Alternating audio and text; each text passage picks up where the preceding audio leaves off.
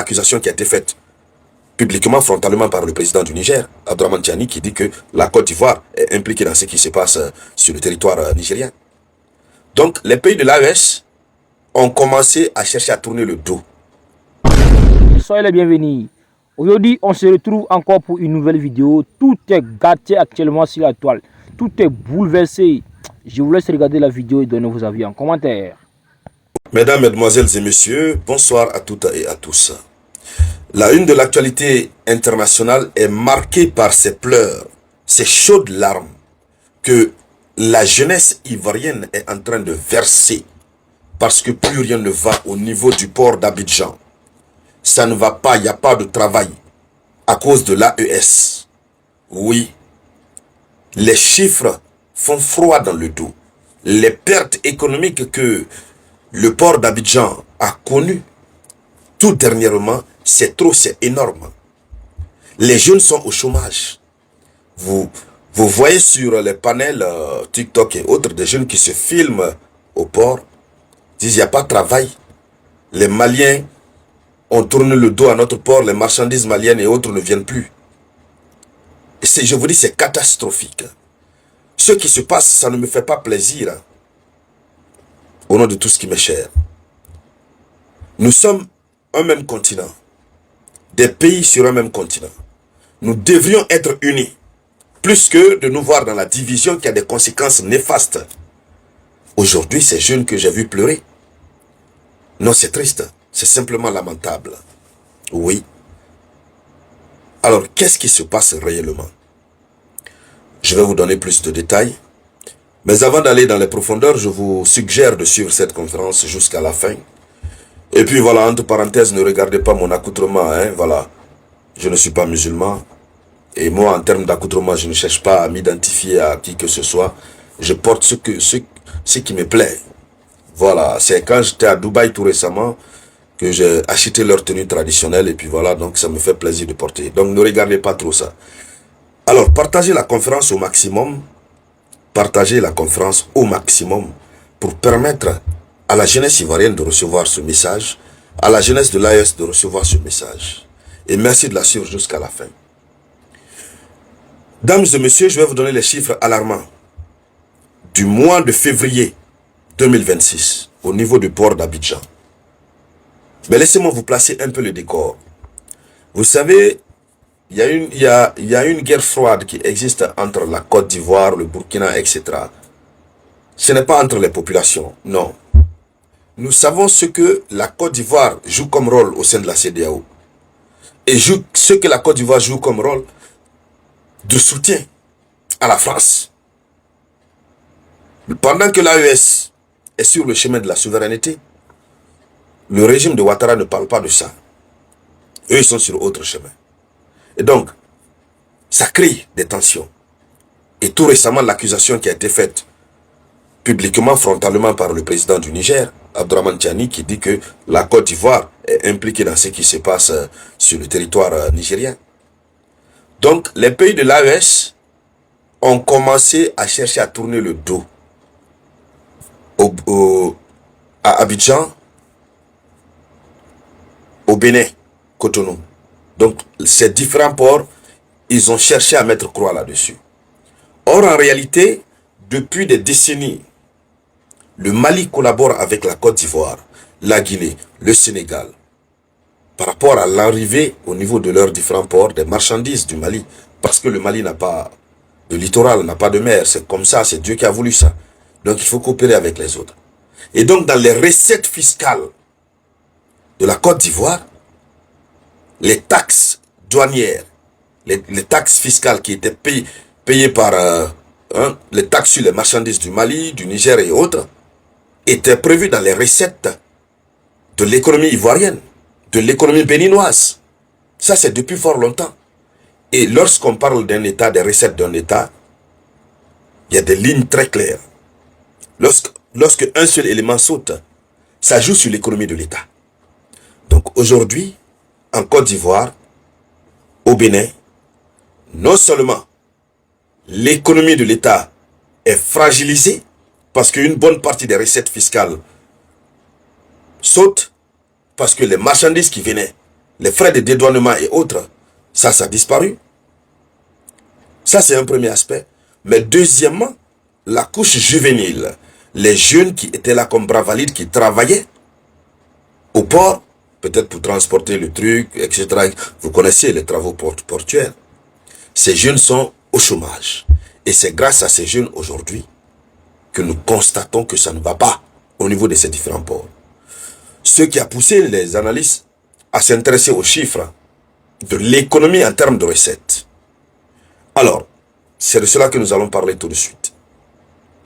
Il faut donc dire que selon les informations que nous recevons, qui n'ont pas encore fait l'objet de communication officielle de la part des autorités des pays concernés, nous apprenons que le Burkina Faso a tourné le dos au port d'Abidjan. Nous connaissons les tensions qui existent entre le Burkina Faso et la Côte d'Ivoire. Je réitère encore, ce sont des choses que moi personnellement je n'aurais jamais souhaité. Quel que soit PDX, les pays africains, on doit se comprendre. Nous mettre ensemble pour lutter contre l'impérialisme. C'est ça. Alors, donc, le Burkina Faso a tourné le dos au port d'Abidjan. Et à ce jour, nous apprenons que la Côte d'Ivoire a perdu 125 milliards de francs CFA entre février 2025 et février 2026. Une année. 125 milliards de francs CFA que la Côte d'Ivoire a perdu. Et ça, c'était perçu sur les marchandises du Burkina qui entraient à partir du port d'Abidjan. Donc, regardez, sur la ligne budgétaire de l'État ivoirien, perdre 125 milliards de francs CFA, ce n'est pas un petit montant. Cette ligne était déjà prévue pour d'autres dépenses. Puisque pour les États, il y a des recettes, il y a des dépenses. Pour chaque dépense, il y a une ligne de recettes. Tel montant rentre, ça va ici, ça va ici, ça va ici, c'est comme ça. Si c'est la dette extérieure, telle dette entre, ça va ici. Dépenses de fonctionnement, dépenses d'investissement et autres. Donc imaginez, 125 milliards, ça ne rentre plus. Là où ça devrait être orienté, ça ne peut plus aller là-bas. Ça joue donc sur l'économie. Sans compter le fait que les bras valides n'ont plus de travail. Selon l'information, c'est à cause de cette décision du Burkina Faso de tourner le dos au port d'Abidjan. Alors, nous apprenons que le Burkina a réorienté sa politique économique en matière d'import-export en travaillant désormais avec les ports d'Accra, donc port du Ghana, et le port de Lomé au Togo, qui réceptionne des matériels chaque mois sans relâche en toute transparence. Donc, le Burkina a laissé la Côte d'Ivoire pour s'orienter vers le Togo.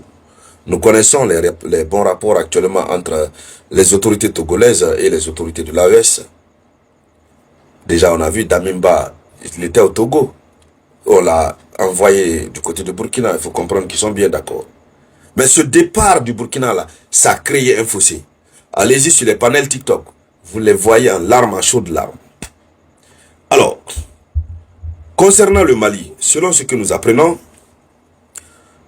le Mali ne fait plus venir ses marchandises du côté du port d'Abidjan. Le Sénégal reste le principal partenaire sûr du Mali, capable de garantir en toute transparence ses importations en hydrocarbures. Bon, la Guinée aussi en fait partie, mais le Sénégal reste, selon les informations, le principal partenaire. Cela ne veut pas dire que le Mali n'a pas d'autres partenaires. Mais pas la Côte d'Ivoire. Ou même si la Côte d'Ivoire fait partie, bon, c'est pas trop comme ça. Le Niger, de son côté, son partenaire, son principal partenaire du Bénin, son principal partenaire c'est le Bénin. Le Niger est en train de réfléchir sur les mêmes paramètres pour ajuster. Donc, commencer à prendre avec Lomé, en tout cas faire comme les autres. Et puis, cet ajustement que le Niger est en train de faire, c'est en train d'affaiblir l'économie béninoise. Donc finalement, en termes clairs, ce faux conflit, qui n'a même pas sa raison d'être, est en train de créer des problèmes aux différents États et à ces populations. En réalité, il n'y a rien de spécial qui oppose les États de l'AES à la Côte d'Ivoire et autres, à la CEDEAO et autres. C'est juste une question de principe et de lutte collective. Pourquoi continuer dans ça? L'AES vise la souveraineté. Mais c'est quelque chose qui est tout à fait normal. Tout à fait normal. Si la Côte d'Ivoire, le Bénin et autres ne peuvent pas soutenir l'AES dans sa logique, mais que ces pays laissent l'AES tranquille, c'est tout ce qu'on demande. Mais ce qui a commencé là, ce n'est pas bon. Je le réitère, ce n'est pas bien. L'Afrique mérite mieux rester unie et indivisible. Parce que quoi que l'on fasse, on aura toujours besoin les uns des autres. On ne peut pas du tout vivre de façon figée. Vivre à vase clos, c'est impossible. On a des anciens dans l'Antiquité grecque qui ont tenté de mener de telles vies.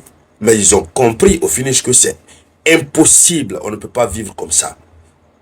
C'est pourquoi, moi, ça me fait très mal. Lorsque vous voyez les jeunes ivoiriens pleurer, beaucoup ont compris, hein. Vous savez, tout récemment, ils ont organisé l'impérialisme, voilà. La France a demandé à ses amis de l'Afrique de l'Ouest de faire en sorte de créer la zizanie au sein de l'AES.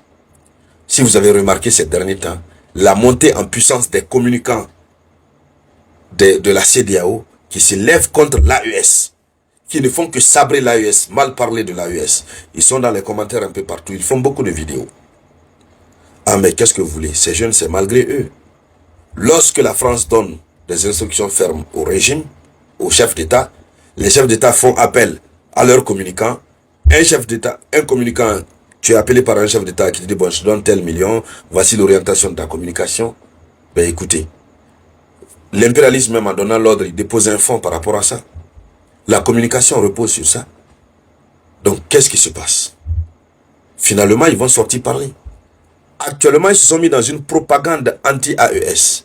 Et c'est ce qui est en train de leur coûter très cher. C'est ce qui ne devrait pas exister. Les guerres politiques peuvent exister entre chefs d'État par rapport aux différentes orientations politiques. Mais les peuples, nous devons rester unis. Et les chefs d'État doivent prendre des décisions qui doivent être de nature à ne pas jouer sur leur population. Aujourd'hui, vous avez certains communicants, notamment certains blogueurs de la Côte d'Ivoire qui cherchent à montrer que non, ça va. Le départ de l'AES de notre port, ça n'a pas joué. Pourtant, c'est faux. La vérité est là. Les jeunes partent. Vous les voyez faire des selfies comme ça au port. Tout est vide. Pas de marchandises. Or, ces ports étaient remplis avant. Ça bougeait dans tous les sens. Alors, mesdames, mesdemoiselles et messieurs, voici la une de l'actualité internationale. Merci bien de la partager au maximum. Je vous reviens tout à l'heure avec de nouvelles actualités. Et c'était la voix de votre humble serviteur, le samouraï.